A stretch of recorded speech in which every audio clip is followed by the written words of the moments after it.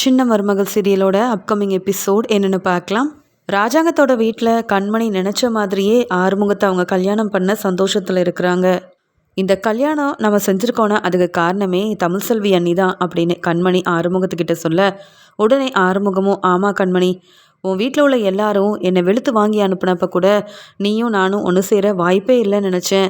மறுபடியும் கற்பண்ணன் தேடி வந்து என்னை கூப்பிட்டு வந்தார்ல, அப்போ நான் புரிஞ்சுக்கிட்டேன் தமிழ்செல்வி உண்மையை நிரூபித்து அவங்க சொன்ன மாதிரி நமக்கு கல்யாண ஏற்பாடை செஞ்சு வச்சு நம்மளை ரொம்ப சந்தோஷப்படுத்திட்டாங்க. தமிழ்செல்வி வாழ்க்கையிலையும் அதே சந்தோஷம் கிடைக்கணும்னா நீ தான் கண்மணி மனசு வைக்கணும் அப்படின்னு சொல்கிறாரு ஆறுமுகம். நான் என்ன செய்ய முடியும் ஆறுமுகம்? என் அண்ணன் தான் இங்கே என் அண்ணியை மன்னிச்சு ஏற்றுக்கணும்னு சொல்ல, நீ உன் அப்பா கிட்ட பேசு. தமிழ்செல்வியை பற்றி உன் அப்பா புரிஞ்சுக்கிட்டாருன்னா சேதுவும் மனசு மாறிடுவார். இந்த வீட்டுக்கு தமிழ்செல்வி மருமகளாக வரணும். அப்போ தான் இந்த குடும்பத்தில் உள்ள எல்லாரும் சந்தோஷமாக இருக்க முடியும். நீயும் நானும் ஆசைப்பட்ட மாதிரியே கல்யாணமும் நடந்திருக்குன்னா அதுக்கு காரணம் தமிழ்செல்வி தான். அவங்க மட்டும் வரலன்னா எந்த உண்மையும் யாருக்கும் தெரிய வந்திருக்காது. ஈஸ்வரி பார்த்த மாப்பிள்ளையும் உனக்கு கல்யாணம் பண்ணி வச்சுருப்பாங்க. அப்புறம் நீ நினச்சிருந்தாலும் இல்லை நான் நினச்சிருந்தாலும் நம்ம 2 பேரும் ஒன்று சேர்ந்த வாய்ப்பே இருந்திருக்காது. பார்த்தல, தமிழ்செல்வி சொன்ன மாதிரியே நமக்கு கல்யாணத்தையும் செஞ்சு வச்சுட்டாங்க. அவங்களுக்கும் நம்ம உதவி செய்ய வேண்டாமா? அவங்க வாழ்க்கையில் அவங்களும் சேது கூட ஒன்று சேர்ந்து வாழ்ந்தா தானே நல்லாயிருக்கும் அப்படின்னு ஆறுமுகம் சொல்ல, உடனே கண்மணியும் நீங்கள் சொல்கிறது ரொம்ப சரிதாங்க. நான் என் அப்பா கிட்ட பேசுகிறேன். என் அண்ணனுக்காகவும் என் அண்ணி வாழ்க்கைக்காகவும் நான் பேசுகிறேன். என் அண்ணனும் தமிழ்செல்வி அண்ணியும் ஒன்று சேர்ந்து இதே வீட்டில் இருந்தாங்கன்னா ரொம்ப சந்தோஷமாக தான் இருக்கும் அப்படின்னு கண்மணியும் தமிழ்செல்விக்காக பேசணும் அப்படின்னு நினைக்கிறாங்க. ராஜாங்க முன்னாடி அவமானப்பட்டு சன்னாசியால் வீட்டில் தங்க இனி உங்களுக்கு இடமே இல்லைன்னு ஈஸ்வரி கிட்டேயும் சித்ரா கிட்டேயும் சன்னாசி சொன்னதால் கார் செட்டில் போய் தங்கியிருக்கிறாங்க ஈஸ்வரி. இது எல்லாத்தையும் பார்த்து பார்த்து சிரிச்சுக்கிட்டே நிற்கிறாங்க சாவித்திரியும் தாமரையும். அம்மா நல்ல வேலைம்மா, நாமளும் தான் பணத்துக்காக ஒரு மாப்பிள்ளைய வர வச்சோம். அவங்க மூலமாக நாம் மாட்டிக்கல, நல்ல வேலை. இல்லைனா நம்மளையும் ராஜாங்க மாமா இப்படி தானம்மா கார் செட்டில் தங்க வச்சுருப்பாங்க அப்படின்னு தாமரை சொல்ல, அதுக்கு சாவித்திரியும் தாமரை நீ எம்பிட்டு பெரிய நல்லது செஞ்சுருக்க. தமிழ்செல்வி என்னவோ மாப்பிள்ளை மேலே தப்பு இருக்குன்னு சொன்னா, ஆனால் ஆதாரத்தையும் உண்மையவும் கண்டுபிடிச்சது நீ தானே. அப்புறம் என் அண்ணன் எப்படி இப்படி ஒரு முடிவெடுப்பாரு? அது மட்டும் இல்லை, உன் மாமா ராஜாங்கத்தோட தங்கச்சினா இந்த ஈஸ்வரி மாதிரிலாம் என்னை கார் செட்டில் தங்க விட்டுருவாரா என்ன என் அண்ணன் அப்படின்னு சொல்லி பேசிகிட்டு இருக்க. இருந்தாலும் ஈஸ்வரிக்கு பெரிய லாபம் கிடைக்க போகுதுன்னு ரொம்ப ஆசையாக இருந்திருப்பாங்கல்லம்மா. அதான் இந்த சித்ராவும் ஈஸ்வரியும் இப்படி அனுபவிக்கிறாங்க. எந்த இடத்துல தமிழ்செல்வியை தங்க வச்சாங்களோ இந்த ஈஸ்வரி, அதே இடத்துல பாவம் இந்த ஈஸ்வரியும் சித்ராவும் அங்கே நல்லா ரெஸ்ட் எடுக்க கூட இடமே இல்லாமல் கஷ்டப்பட்டுட்டு இருக்காங்க. பார்க்க ரொம்ப சந்தோஷமாதாம்மா இருக்குன்னு சொல்ல, பின்ன இருக்காதா தாமரை? உனக்கும் சேதுவுக்கும் கல்யாணத்தை செஞ்சு வைக்கணும்னு நான் எவ்வளோ பெரிய திட்டம் போட்டேன். இங்கே ஈஸ்வரி கிட்ட உதவியெல்லாம் கேட்டப்ப நான் உனக்கு மட்டும்தான் உதவி செய்வேன்னு சொல்லிட்டு சரியான நேரம் பார்த்து தமிழ்செல்வியவும் செல்லப்பாண்டியவும் வர வச்சு உண்மை எல்லாருக்கும் நிரூபிக்கிற மாதிரி நிரூபித்து உங்கள் கல்யாணத்தையே நிப்பாட்டினது இந்த ஈஸ்வரி தானே. அப்படி இருக்கும்போது உனக்கும் சேதுவுக்கும் கல்யாணம் நடக்கவே கூடாதுன்னு ஈஸ்வரி நினச்சப்ப நானும் அதே மாதிரி தானே இந்த ஈஸ்வரிக்கும் நினைப்பேன். நல்லா அனுபவிக்கட்டும், நான் அதை பார்த்து சந்தோஷம்தான் பட போகிறேன் அப்படின்னு சொல்லி பேசிகிட்டு இருக்காங்க சாவித்திரியும் தாமரையும். கார் செட்டில் இருக்கிற சித்ரா, என்னம்மா நமக்கு இப்படி ஒரு நிலைமை வந்துருச்சு. ராஜாங்க மாமா தான் எப்பயும் கோவப்படுவாருன்னா அப்பாவே உங்களை வெளுத்து வாங்கி இப்படி வெளியில் அனுப்பி கார் செட்டில் தங்க வச்சுட்டாங்களேம்மா அப்படின்னு சொல்ல, உங்கள் அப்பாவுக்கு போஸ் செஞ்ச தப்பை கூட மன்னிக்க முடியல. அப்புறம் நான் எவ்வளோ பெரிய தப்பு பண்ணியிருக்கேன், மன்னிச்சிருவாரா என்ன? அதுலேயும் அவங்க அண்ணன் பொண்ணு கண்மணியோட வாழ்க்கையில் பிரச்சனை செய்யணும்னு நினச்சா என்னை சும்மா விட்டுருவாரா? எப்படியோ கார் செட்லையாவது தங்க இடம் கொடுத்தாரே, இதுவும் வேண்டான்னு சொல்லி நான் எதிர்த்து பேசியிருந்தா நமக்கு தங்க இந்த இடமும் கிடச்சிருக்காது. உன் அம்மா வீட்டுக்கு போன்னு எல்லாரையும் அனுப்பியிருப்பாரு. நல்ல வேலை. என்ன செய்ய, இந்த தமிழ்செல்வி மாதிரியே நாம் இங்கே வந்து உக்காந்துட்ருக்கோம்ல, என்னால் இதெல்லாம் தாங்கிக்கவே முடியல. நிறையா பணம் வரணும், நல்ல சொத்தெல்லாம் கிடைக்கணும்னு ஆசைப்பட்டுட்டு இருந்தேன். என் பையன் போஸை இதே வீட்டுக்கு உரிமையோடு கூட்டிகிட்டு வரணும்னு நினச்சேன். ஆனால் தமிழ்செல்வி எல்லாத்தையும் ஒன்றும் இல்லாமல் செஞ்சுட்டா. மாப்பிள்ளையை பற்றின உண்மையை கண்டுபிடிக்கிறேன்னு சொல்லி அங்கே வந்து கருப்பை அனுப்பி அந்த ஆதாரத்தெல்லாம் கொண்டு வர சொன்னது மட்டும் இல்லாமல், இங்கே பார்த்தியா இப்போ நமக்கு எவ்வளோ பெரிய பிரச்சனையாக வந்து நிற்குது. எப்படி இன்னும் இந்த வீட்டுக்குள்ளே போகிறதுனே எனக்கு தெரியல. அதுலேயும் ராஜாங்க மாமா என் மேலே அம்புட்டு கோவத்தில் இருக்காரு. அவர்கிட்ட மன்னிப்பு கேட்டு அழுது எப்படியாவது இந்த வீட்டுக்குள்ளே போயிடணும் சித்ரா. நாம் இந்த கார் செட்டில் ரொம்ப நாள் தங்கிட்டு இருந்துடக்கூடாது. அப்புறம் தமிழ்செல்வி மாதிரியே நம்மளையும் அவமானப்படுத்த ஆரம்பிச்சிருவாங்க அப்படின்னு சொல்லி பேசிகிட்டு இருக்க, அங்கே வராங்க இங்கே அப்பத்தாவும் மலர் மோகனான்னு 3 பேருமே அங்கே வந்து ஈஸ்வரியை பார்த்து சிரிக்கிறாங்க. அப்பத்தா சொல்கிறாங்க, ஈஸ்வரி உனக்கு இதெல்லாம் தேவையா? உன் வேலையை மட்டும் பார்த்துருந்துருக்கலாம்ல. பணத்துக்கு சொத்துக்கு ஆசைப்பட்டல்ல, உன் நிலமை பாரு. இப்போ வீட்டுக்குள்ளே இருக்க முடியாமல் கார் ஷெட்டில் வந்து தங்கியிருக்க. இதெல்லாம் நினச்சி நீ ரொம்ப அசிங்கப்படணும். சாதாரண கார் டிரைவரு ஆறுமுகம்னு பேசுனியே, இப்போ ஆறுமுகம் நம்ம வீட்டோட மருமகன் ஆயிட்டாரு. இனி ஆறுமுகத்துக்கு தர வேண்டிய மதிப்பு மரியாதையை நீ கொடுக்கணும். இல்லைனா இந்த இடமும் உனக்கு இருக்காது. புரியுதான்னு சொல்லும்போது, எனக்கு எல்லாம் புரியுதுத்த. நான் வேணும்னே அப்படிலாம் செய்வேனா? உண்மையாகவே மாப்பிள்ளைய பற்றியும் மாப்பிள்ளையோட அப்பாவை பற்றியும் அந்த குடும்பத்தை பற்றியும் எனக்கு ஒன்றுமே தெரியாது. தெரிஞ்சிருந்தா நான் இந்த கல்யாணத்துக்கு ஒத்துப்பனா என்ன? கண்மணி எனக்கும் பொண்ணு மாதிரி தானே அப்படின்னு சொல்ல, மோகனா சொல்கிறாங்க, போதும் ஈஸ்வரி, நீ நடிச்சு ஏமாத்துற வரைக்கும் போதும். உன் லட்சணம் என்னன்னு அதான் மண்டபத்திலேயே பார்த்தோமே. வேணும்னு பணத்துக்காக என்னெல்லாம் செய்யணும்னு நினச்ச. ஏன் மருமக தமிழ்செல்வி அப்படி எங்களை விட்டுருவாளா என்ன? நாங்கள் அவமானப்பட்டு நிற்க தமிழ்செல்வி என்னைக்கு விடமாட்டா. சரியான நேரத்தில் உனக்கு சரியான பாடம் புகட்டி எங்கே உன்னை தமிழ்செல்வி தங்க வச்சிருக்கா பாத்தியா? இதே நிலமையில தமிழ்செல்வி அவமானப்படுத்தி இங்கே தங்க வச்சல்ல. இப்போ நீ செஞ்ச தப்புக்கு தான் இப்போ அனுபவிக்கிற. அதே இடத்துல இப்போ நீ இருக்க. உனக்கு இதுவும் வேணும், இன்னமும் வேணும். இனி இங்கே கண்மணி வாழ்க்கையிலையோ இல்லை சேது வாழ்க்கையிலையோ தமிழ்செல்வி கிட்டேயோ பிரச்சனை செஞ்சேன்னா இதுக்கு மேலேயும் நீ அவமானப்பட்டு இருப்ப அப்படின்னு சொல்கிறாங்க மோகனா. அதுக்கு அப்பத்தாவும், ஆமாம் ஆமாம் ஈஸ்வரி, சித்ரா, இனி வீட்டு வேலையெல்லாம் செய்யுங்க. எப்போ பார்த்தாலும் மலர் மோகனா 2 பேரும் வேலையை செஞ்சிட்ருக்காங்க. நீங்கள் அதை செஞ்சு கொடுங்க, இதை செஞ்சு கொடுங்கன்னு வீட்டில் எவ்வளோ வசதியாக இருக்கிற பணத்தெல்லாம் வச்சு நல்ல வீண் செலவு செஞ்சுக்கிட்டு ஆடம்பரமாக இருந்தீங்கல்ல. இனி அப்படிலாம் இருக்க வாய்ப்பே இல்லை. வீட்டில் உள்ள எல்லாரோட துணியவும் நீங்கள் தான் துவைக்கணும். அது மட்டும் இல்லை, வீட்டில் இருக்க வேலையெல்லாம் சித்ராவும் ஈஸ்வரியும் தான் பார்க்கணும் மோகனா. இங்கே ஓ மருமக தமிழ்செல்வி மாசமாக இருக்கிறதுனால தமிழ்செல்விக்காக தேவையானதெல்லாம் சமைச்சு கொடுக்குற வேலையை மட்டும் மோகனா நீ பார்த்துக்க. தப்பு செஞ்சதுக்கு சரியான பதில் கொடுக்க வேண்டாமா? அப்போ தான் மறுபடியும் தப்பு செய்யணும்னு நினைக்கும் போது அவங்களுக்கு இந்த ஞாபகம்லாம் வரணும். அதனால் ஈஸ்வரி, நான் சொல்கிற வேலையெல்லாம் இந்த வீட்டில் நீ செய்யணும். இது வரைக்கும் பெருசாக எந்த வேலையும் நீ செஞ்சதே இல்லை. ஆனால் இனி என் பேச்சை கேட்காம இப்படி பிரச்சனை செய்யணும்னு நினச்சேன், அப்புறம் நான் உன் மாமியாராக இருக்க மாட்டேன். உன் அம்மா வீட்டுக்கு போயிட்டு வான்னு அனுப்பி வச்சிருவேன். புரியுதுல சித்ரா? உனக்கும் தான் அப்படின்னு சொல்லி திட்டிட்டு போகிறாங்க. என்னம்மா இது, வரவங்க போகிறவங்கன்னு எல்லாரும் நம்மளை அவமானப்படுத்துகிறாங்க. ஏற்கனவே கார் செட்டில் தங்க வச்சுட்டாங்களேன்னு நானே அவமானப்பட்டு தலை குனிஞ்சிருக்கேன். இங்கே எப்படி தங்குறதுன்னு கஷ்டப்பட்டுட்ருக்கேன். அந்த போஸ் கூட பரவாயில்லம்மா, பெரிய ஹோட்டலில் நாம் அனுப்பின பணத்தை வச்சு நல்ல வசதியான வாழ்க்கை வாழ்ந்துட்டுருக்கான். நம்ம நிலமையை பாருமா. எனக்கு இனி தூக்கமே வராது போலமா அப்படின்னு சொல்லிகிட்ருக்க. இன்னும் எத்தனை நாளைக்கு இவங்க எல்லாரும் இப்படி பேசுகிறாங்கன்னு பார்க்க தானே போகிறேன் சித்ரா. அந்த தமிழ்செல்வி இருந்த இடத்துல என்ன உட்கார வச்சுட்டாங்கல்ல. இனி அந்த தமிழ்செல்வி சேது எப்படி ஒன்று சேர்ந்து வாழ்ந்துடுறாங்கன்னு நான் பார்க்குறேன். ராஜாங்க மாமாவே நீ வீட்டுக்குள்ளே வா ஈஸ்வரின்னு என்னை கூப்பிடுற மாதிரி நான் செய்ய தான் போகிறேன். ஆனால் என்றைக்கும் தமிழ்செல்வி மட்டும் இந்த வீட்டுக்கு மருமகளாகவே கூடாது அப்படின்னு கோவமாக பேசிகிட்ருக்க. சித்ரா சொல்கிறாங்க, சரிம்மா, இனி நாமளே தான் சமைச்சு சாப்பிட்டுக்கணும் போல்.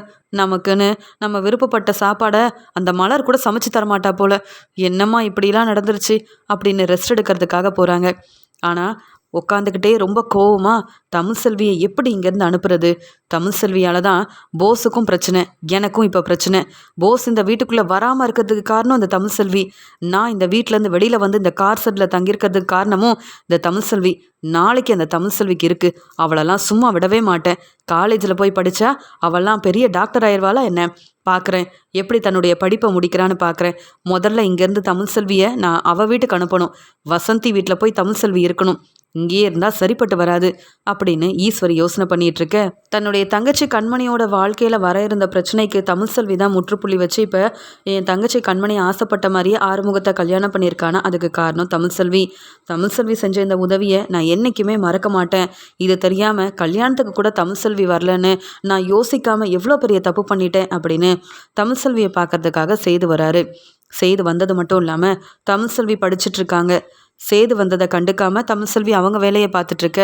தமிழ் அப்படின்னு கூப்பிடுறாங்க. என்னையா அப்படின்னு கேட்குறாங்க. ஆமாம் தமிழ், இங்கே கொஞ்சம் வாயேன், உங்ககிட்ட பேசணும்னு சொல்ல. என்னங்க புதுசாக என்கிட்டலாம் பேசணுன்னு வந்திருக்கீங்க அப்படின்னு கேட்க.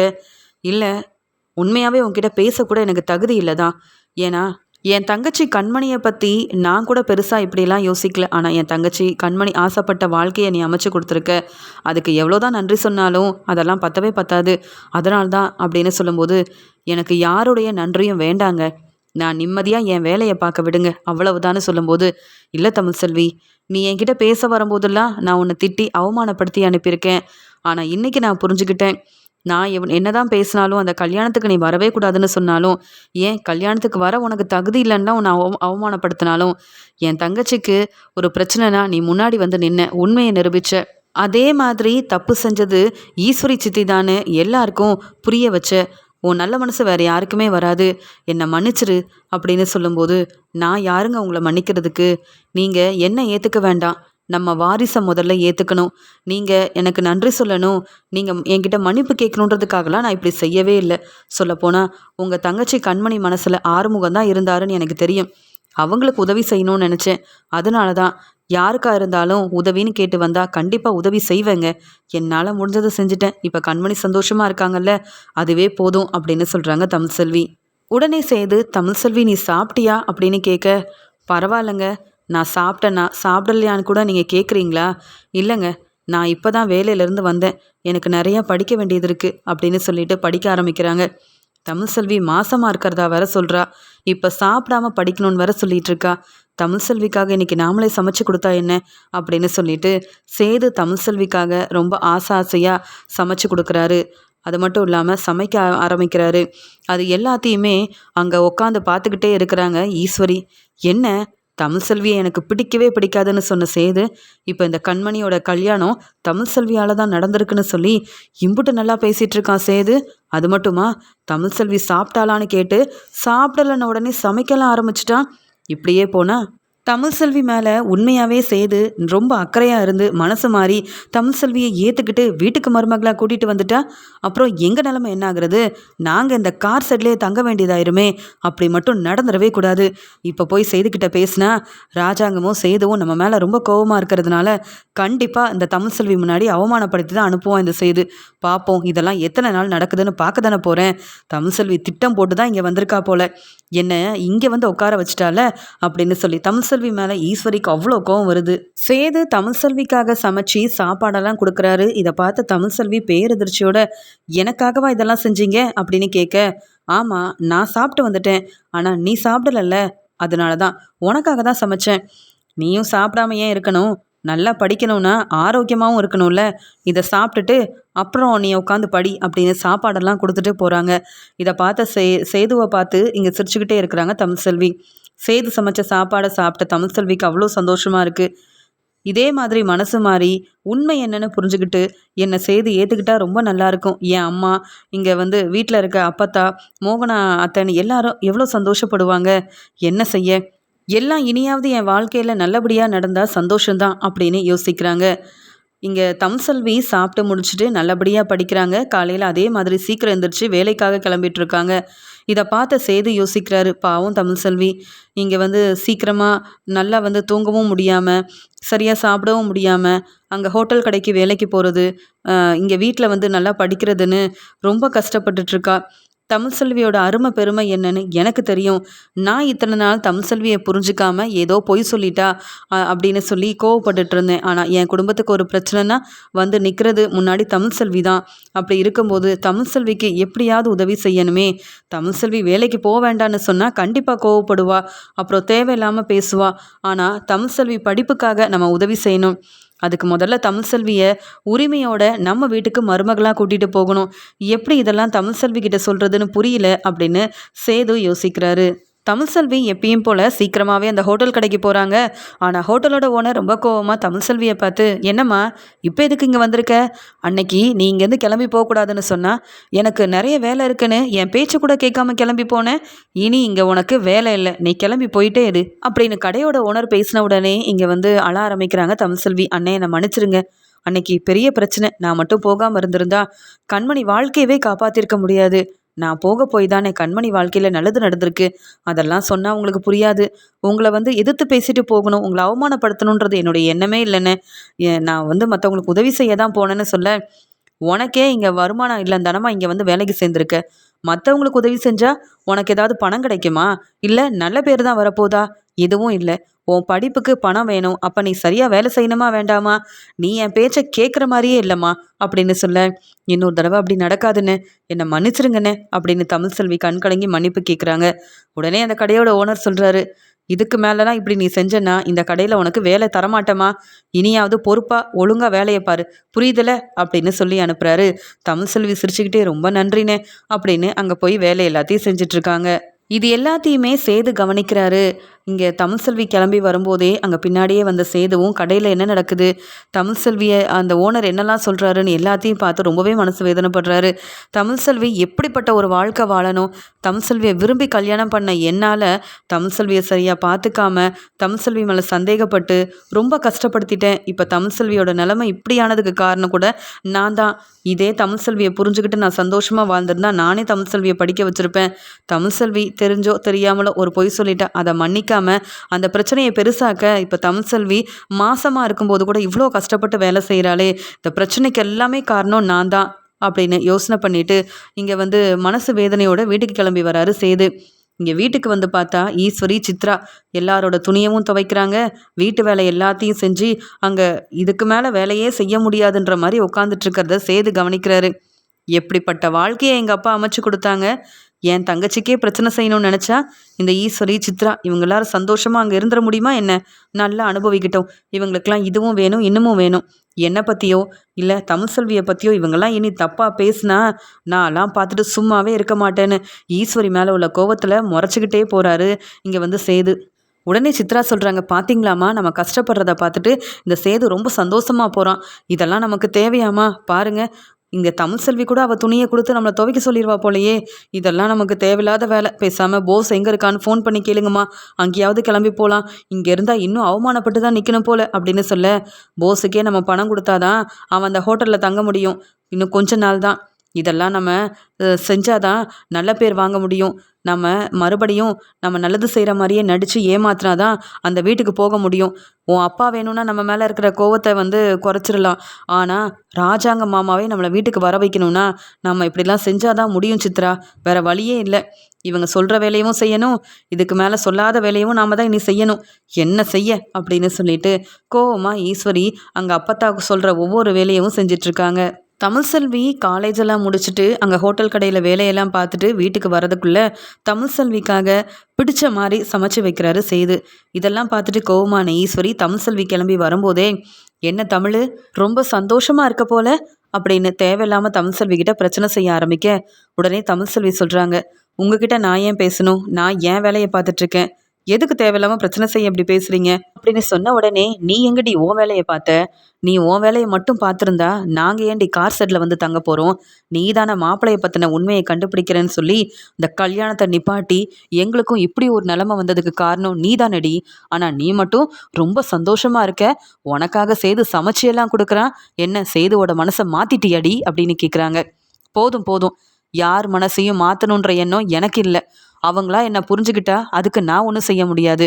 நான் என் படிப்பை பார்க்குறேன், எனக்காக இருக்கிற வேலையை தான் பார்க்குறேனே தவிர்த்து மற்றவங்க எனக்கு உதவி செய்யணும், என்னை பாராட்டணும், நான் நல்ல பேர் வாங்கணும்னு யாருக்கும் நான் உதவி செஞ்சதே இல்லை. ஆனால் நீங்கள் அப்படி இல்லையே. ஏதாவது ஒரு காரணம் கிடைச்சா போதும், அதன் மூலமாக பெரிய லாபம் கிடைக்கிறதுக்கு என்ன வேலைலாம் செஞ்சு வச்சுருக்கீங்க.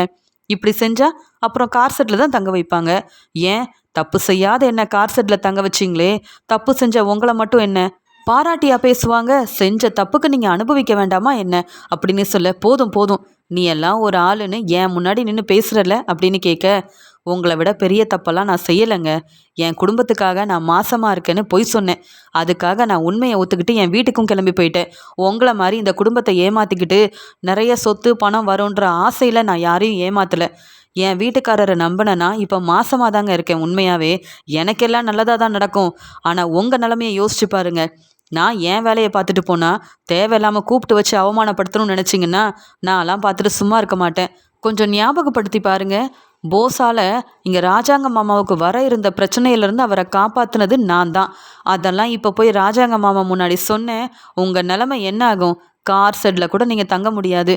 அப்புறம் என்கிட்ட பிரச்சனை செய்ய இப்படிலாம் என் முன்னாடி பேசாதீங்க, புரியுதான்னு சொல்ல, என்ன தமிழ்செல்வி உண்மையை சொல்லிடுவேன்னு சொன்னால் நான் பயந்துருவேன்னு நினைக்கிறியா அப்படின்னு கேட்குறாங்க. நீங்கள் பயப்படணுன்றதுக்காக இதெல்லாம் சொல்லலை, என் வழியில் தலையிடாதீங்கன்றதுக்காக தான் இப்படி சொல்கிறேன்.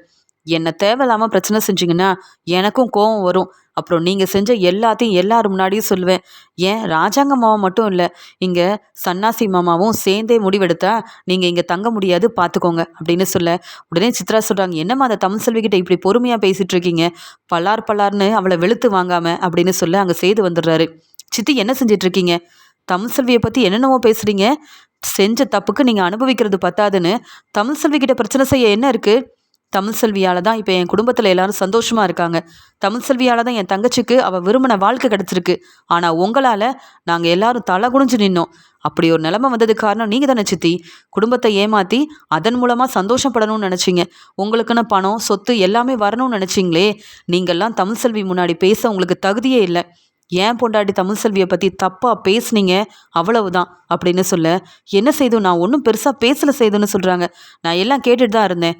இன்னும் உங்களை பற்றின என்னென்ன உண்மை தமிழ் செல்விக்கு தெரியும்னு நான் கேட்டு தெரிஞ்சுக்கிட்டேன்னா அப்புறம் பார்த்துக்கோங்க, நான் என்ன செய்வேன்னு எனக்கே தெரியாது.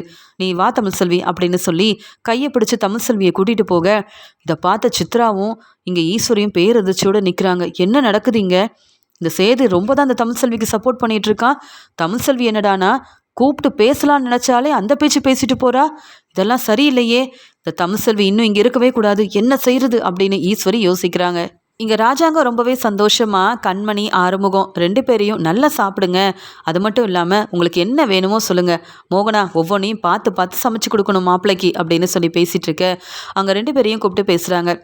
ஆறுமுகம், இனி நீங்கள் அங்கே எங்கேன்னு வேலைக்கு போக வேண்டாம். நீங்கள் இந்த வீட்டோட மாப்பிள்ளை. உங்களுக்காக பிஸ்னஸ் ஆரம்பித்து கொடுக்க சொல்லி நான் சன்னாசிக்கிட்ட சொல்லியிருக்கேன்.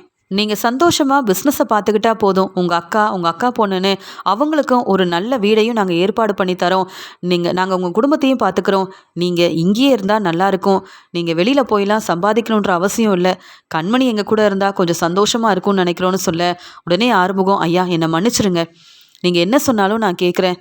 ஆனால் கண்மணி பேச்சை கேட்டு உங்களெல்லாம் அவமானப்படுத்துகிற மாதிரி நான் கண்மணியை அங்கே கோயிலுக்கு கல்யாணம் பண்ணிக்க கூட்டிகிட்டு போயிருக்கக்கூடாது. அதெல்லாம் மன்னிச்சு எனக்கு எவ்வளோ பெரிய ஒரு வாழ்க்கை கொடுத்துருக்குங்க.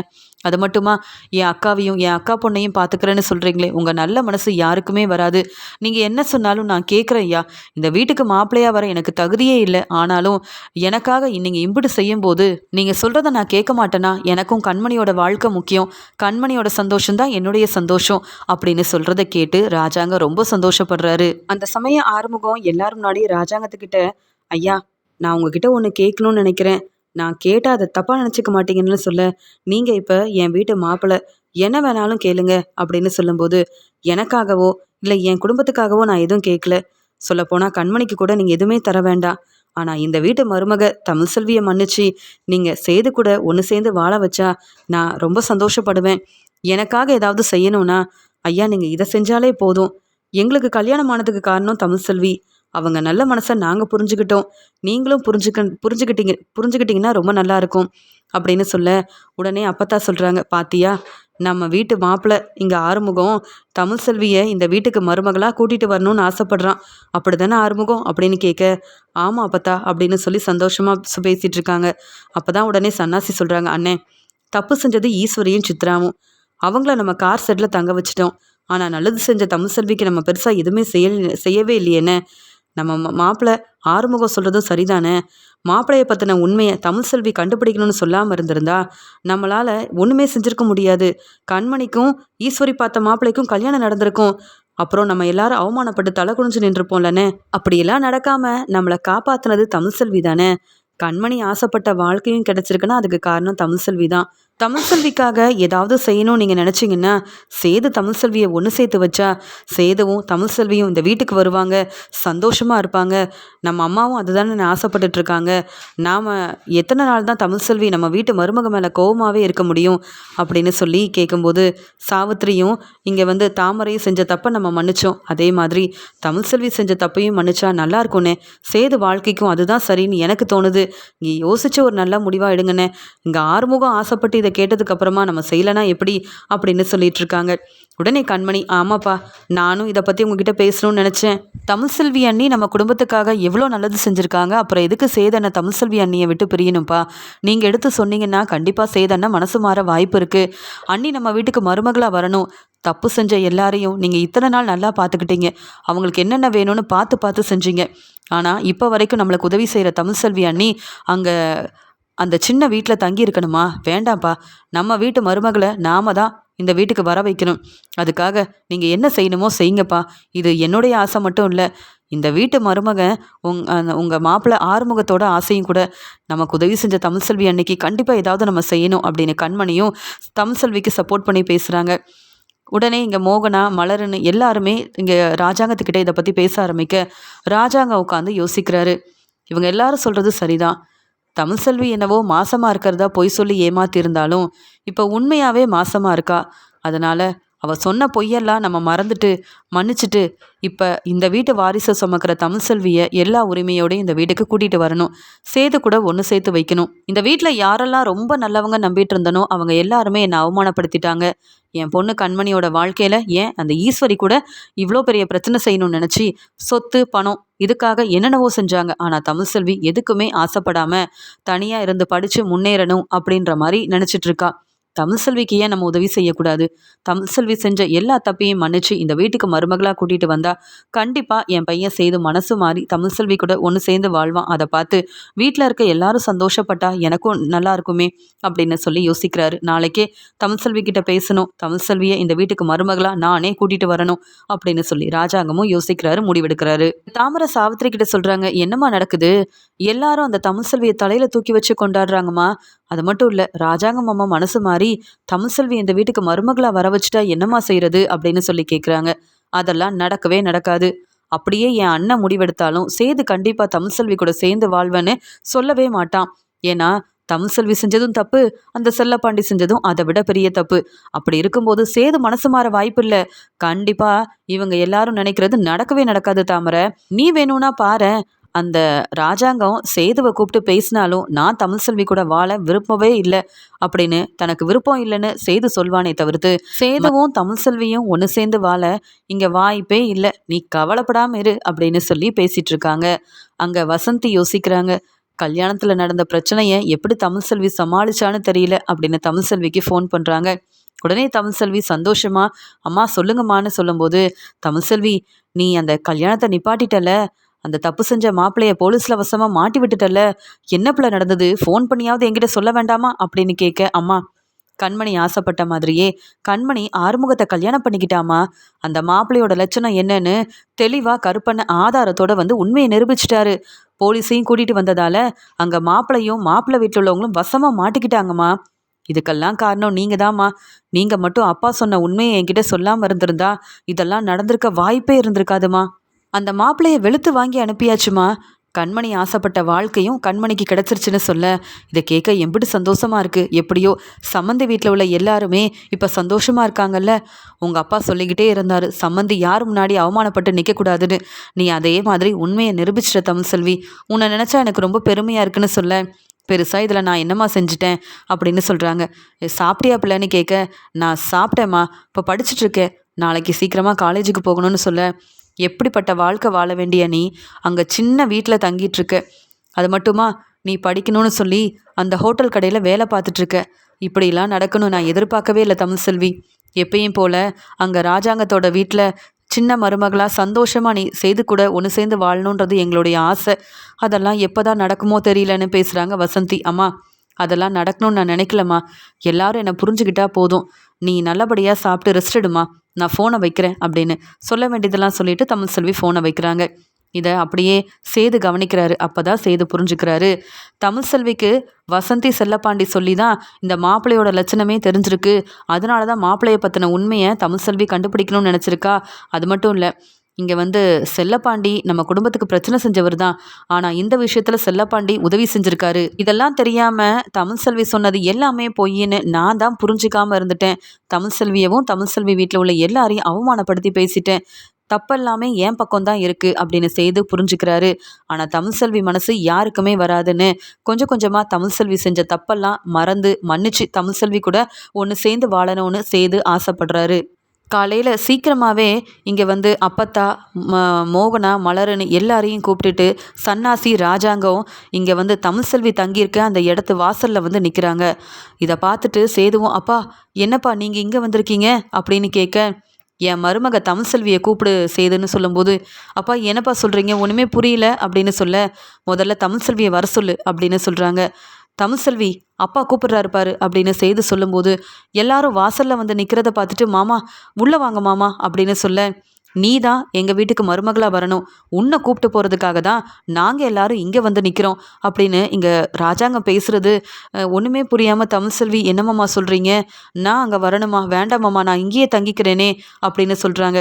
எதுக்கு, நீ எங்கள் வீட்டு மருமக, உன்னை நாங்கள் ஏன் விட்டு கொடுக்கணும், உன்னையே நாங்கள் புரிஞ்சுக்காமல் இருக்கணும், நீயும் சேதுவும் இனி சந்தோஷமாக ஒன்று சேர்ந்து எங்கள் வீட்டுக்கு வாழ வரணுன்றதுக்காக தான் இத்தனை பேரையும் கூப்பிட்டுட்டு வந்து உனக்காக நாங்கள் இங்கே நின்றுட்டுருக்கோம் தமிழ்செல்வி. சொல்லப்போனால் நீ செஞ்ச தப்பை எல்லாம் நாங்கள் மன்னிச்சிட்டோம், நீ மருமகளாக வரணுன்றதுக்காக தான் நாங்கள் உன்னை தேடி வந்திருக்கோம், நீ கிளம்பி வா அப்படின்னு சொல்ல, இல்லை மாமா அப்படின்னு சொல்லும்போது உடனே அப்பத்தா சொல்கிறாங்க, என்ன ராஜாங்கம் இம்பிட்டு சொன்னதுக்கு அப்புறமாவும் இல்லை மாமா வரமாட்டேன் மாமான்னு சொல்லிட்டு இருக்க, நீ சேதுவோட கையை பிடிச்சிக்கிட்டு உரிமையோடு எங்கள் வீட்டுக்குள்ளே வரணும், அதை நான் பார்த்து சந்தோஷப்படணும், நீ இப்போ வரியா இல்லையா அப்படின்னு கேட்குறாங்க.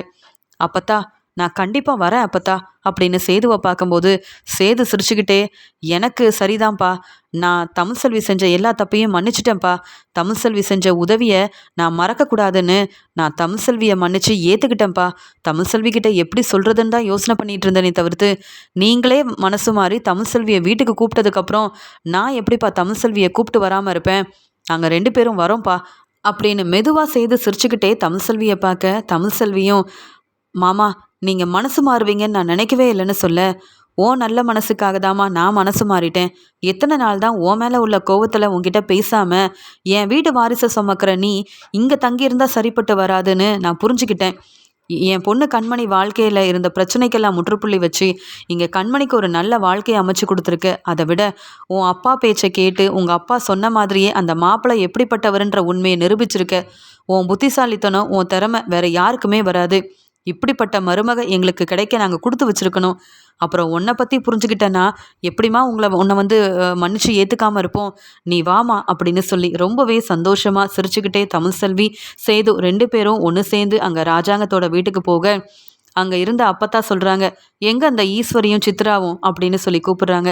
அத்தை எதுக்கு தண்ணி கேட்க, தமிழ்செல்வி இந்த வீட்டுக்கு மருமகளாவே வரக்கூடாதுன்னு நினச்சது அந்த ஈஸ்வரி சாவித்திரின்னு எல்லாரும் தானே, அவங்க தான் வந்து ஆரத்தி எடுத்து என் மருமகளை கையை பிடிச்சி உள்ளே கூட்டிகிட்டு வரணும், என் பேத்தி உள்ளே வரும்போது ஆரத்தி எடுக்க வேண்டியது சாவித்திரி சித்ரான்னு இவங்க எல்லாரும் தான் அப்படின்னு சொல்லி கூப்பிடுறாங்க.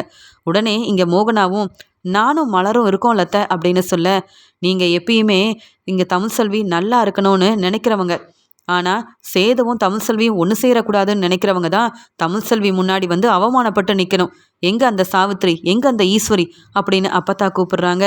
அங்கே வந்து நிற்கிறாங்க ஈஸ்வரி. ஈஸ்வரிக்கு அவ்வளோ கோவம் வருது, என்ன வெளியில் அனுப்பிட்டு கார் செட்டில் தங்க வச்சுட்டு இந்த தமிழ்செல்வி நல்லது செஞ்சான்னு சேது கூட ஒன்று சேர்த்து வச்சது மட்டும் இல்லாமல் அந்த தமிழ்செல்விக்கும் சேதுவுக்கும் நான் ஆரத்தி எடுக்கணுமா, இதெல்லாம் எனக்கு தேவைதான் அப்படின்னு சொல்லிட்டு தமிழ்செல்விக்கு ஆரத்தியெல்லாம் எடுக்கிறாங்க ஈஸ்வரி சாவித்திரின்னு 2 பேருமே சேர்ந்து. இங்கே சாவித்திரிக்கும் இதெல்லாம் பிடிக்கவே இல்லை, எல்லாத்தையுமே பார்த்து அழுதுகிட்டே நிற்கிறாங்க தாமரை. சேது மாமா மனசில் இடம் பிடிக்கணும்னு எல்லாம் நல்லதாகவே செய்யணும்னு நினச்சேன், ஆனால் தமிழ்செல்வியை மறுபடியும் சேது மாமா ஏற்றுக்கிட்டாரு, கைப்பிடிச்சி மருமகளாக வீட்டுக்குள்ளே வேற கூட்டிகிட்டு வராரு, இதில் இந்த வீட்டில் உள்ள எல்லாரும் தமிழ்செல்விக்கு தான் சப்போர்ட் பண்ணுறாங்க அப்படின்னு சொல்லி பார்த்துக்கிட்டே நிற்கிறாங்க தாமரை. ஈஸ்வரி சித்ரா கிட்ட சொல்கிறாங்க, பாத்தியா உன் அப்பத்தா என்னெல்லாம் பேச்சு பேசுகிறாங்கன்னு, தமிழ்செல்வியை மறுபடியும் சேதுவும் ஏற்றுக்கிட்டு ராஜாங்கமும் இந்த வீட்டுக்கு மருமகளை கூட்டிகிட்டு வருவாருன்னு நான் எதிர்பார்க்கவே இல்லை, இப்படிலாம் நடந்துருச்சே சித்ரா, இப்படி நம்ம தமிழ்செல்வி முன்னாடி அவமானப்பட்டு நின்றுட்டோமே அப்படின்னு சொல்லி தலை குனிஞ்சு நிற்கிறாங்க ஈஸ்வரியும் சாவித்திரியும். சேது மனசு மாறி தமிழ்செல்வியை ஏற்றுக்கிட்டு மறுபடியும் வீட்டுக்கு தமிழ்செல்வி வந்ததால் இதை பார்த்துட்டு ஆறுமுகம் ரொம்ப சந்தோஷப்படுறாங்க. தமிழ்செல்வி பாத்தியா, உன்னை பற்றி எல்லாரும் புரிஞ்சுக்கிட்டாங்க, நீ எங்களுக்கு நல்லது செஞ்ச, உன் நல்ல மனசை புரிஞ்சுக்கிட்டு இந்த வீட்டுக்கு மறுபடியும் நீ மருமகளாக வந்திருக்க, இந்த வீட்டு வாரிசு சுமக்கிற நீ சேது கூட சேர்ந்து எப்பயுமே 2 பேரும் சந்தோஷமாக இருக்கணும் அப்படின்னு சொல்கிறாரு ஆறுமுகம். அண்ணே, நான் உங்களுக்கு உதவி செஞ்சதுனால எனக்காக நீங்கள் பேசி இப்படி ஒரு முடிவெடுக்க வச்சுருக்கீங்கன்னு எனக்கு நல்லாவே தெரியும்னே, சொல்லப்போனால் கண்மணியை நீங்கள் ரொம்ப நல்லா பார்த்துக்கணும், உங்கள் வாழ்க்கை ரொம்ப நல்லா இருக்க போது பாருங்களேன் அப்படின்னு சொல்லிட்டு இருக்காங்க. உடனே அப்பத்தா சொல்கிறாங்க, இனியெல்லாம் தமிழ்செல்வி ஹோட்டல் கடைக்கெல்லாம் வேலைக்கு போக வேண்டாம்.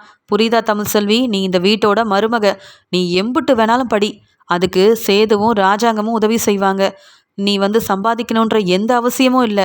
இந்த வீட்டோட மருமக எல்லா உரிமையோடையும் இனி காலேஜுக்கு போகும்போது சேது கூட தான் நீ கிளம்பி போகணும். சேது உன்னை நல்லா பார்த்துப்பான். சேது தமிழ்செல்வி மாசமாக இருக்கிறதுனால, இந்த வீட்டோட வாரிசு சுமந்துட்டு இருக்கிறதுனால நீ தான் தமிழ்செல்வியை பொறுப்பாக பார்த்துக்கணும். புரியுதுல நான் சொல்கிறது அப்படின்னு கேட்க, நல்லாவே புரியுது அப்பத்தா அப்படின்னு சந்தோஷமாக சேது சொல்ல, ராஜாங்கம் முன்னாடி மன்னிப்பு கேட்டு கண்கலங்கி நிற்கிறாங்க தமிழ்செல்வி. என்னை மறுபடியும் மருமகளாக ஏற்றுக்கிட்டு இப்படி என்னை தலையில் தூக்கி வச்சு கொண்டாடுவீங்கன்னு நான் நினைக்கவே இல்லை. நான் சொன்ன பொய்யால் நான் செஞ்சது எல்லாமே தப்பு தான், என்னை மன்னிச்சிருங்கன்னு சொல்ல, இல்லைம்மா தமிழ்செல்வி, அருமை பெருமை தெரியாமல் நாங்கள் தான் உன்னை புரிஞ்சிக்காமல் இருந்துட்டோம்.